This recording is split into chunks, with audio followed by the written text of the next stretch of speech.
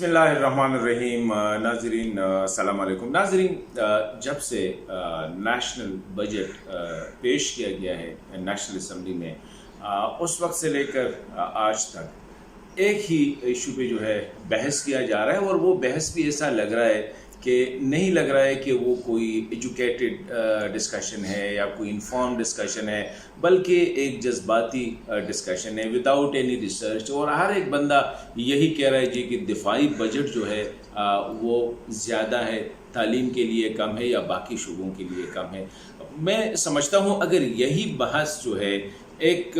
Educated अंदाज में कर देते, बजाय इसके कि दिफाई बजट के हवाले से जब बात की जाती है तो लग ऐसा जाता है कि ये लोग जो है फ़ौज से, मतलब है कि दिफा, अगर हम नेशनल डिफेंस की बात करें, नेशनल सिक्योरिटी की बात करें और फ़ौज की बात करें, इसमें काफ़ी फ़र्क है। लेकिन चलो, ये सारा जो इनका जो नज़ला है वो फिर फ़ौज और फ़ौज के अहलकारों पे जो है, जिस तरह हम सोशल मीडिया देखते हैं, उन पे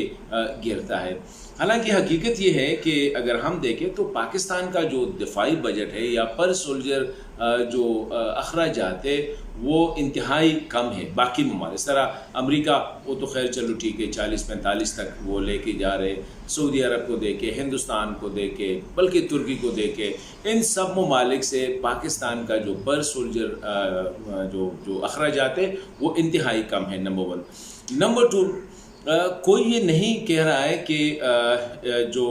दिफाई बजट है 1300 या 1400 अरब जो है, इससे ज़्यादा,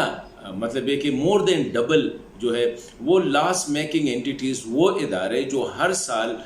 नुकसान में चलते हैं गुज़िश्ता कई दहाइयों से, और उन पे 2000 से लेकर 2500 बिलियन रुपीस जो है उन पे खर्च होते हैं। लेकिन मैंने कहीं नहीं देखा कि किसी ने ये सवाल उठाया हो कि यार ये इदारे कौम पे बोझ है, उन पे इतना खर्च किया जा रहा है। हालांकि डिफेंस को अगर आप देखें तो ये किसी भी कौम का एक वाइटल सेक्टर होता है, और स्पेशली जब पाकिस्तान को आप देखें कि इनके मशरकी बॉर्डर पे हालात देखें या मगरबी बॉर्डर पे हालात देखें, या गुज़िश्ता 10 सालों से जो दहशत गर्दी के ख़िलाफ़ जो जंग चल रही है, उसको अगर हम मद्देनज़र रखें तो फिर मेरे ख़्याल में ये कुछ भी नहीं है। लेकिन कोई ये सवाल नहीं उठा रहा है कि ये जो लॉस मेकिंग एंटिटीज़ जिसे कहते हैं, यानी वो इदारे जो खसारे में चल रहे हैं, जिसमें स्टील मिल, रेलवे वगैरह या कुछ बड़े बड़े इदारे हैं, उनका कोई पूछ नहीं रहा है, लेकिन डिफेंस के हवाले से बहुत ज़्यादा बात की जाती है। अभी ये कौन लोग हैं? इसी तरह अगर हम देखें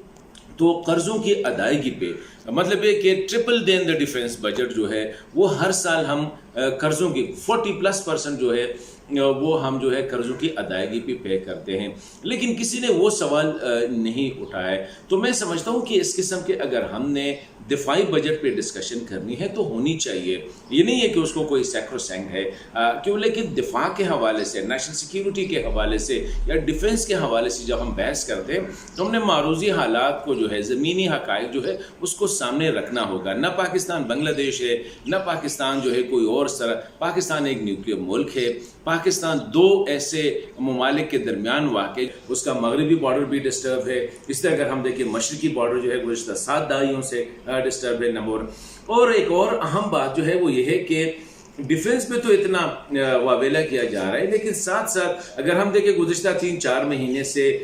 कोई सरकारी जो अहलकार है वो काम पे नहीं जा रहे हैं, लेकिन फिर भी बहुत ज़्यादा शोर अपोजिशन वाले भी कि उनकी तनख्वाहें बढ़ाई जाए। अगर काम हो ही नहीं रहा है, लोग घरों में बैठे हुए हैं, ऊपर से कोरोना का मुसीबत, और साथ ही यहाँ पे मुतालबा ये किया जा रहा है कि तनख्वाह बढ़ाई जाए, और डिफेंस के हवाले से हम इतने फिर टची भी है। और तीसरी और मैं जो आखिरी बात कहना चाहता हूँ वो ये है कि पाकिस्तान की जो फेडरेशन की जो हैसियत है उसमें ये तालीम, सेहत, एग्रीकल्चर वगैरह जो है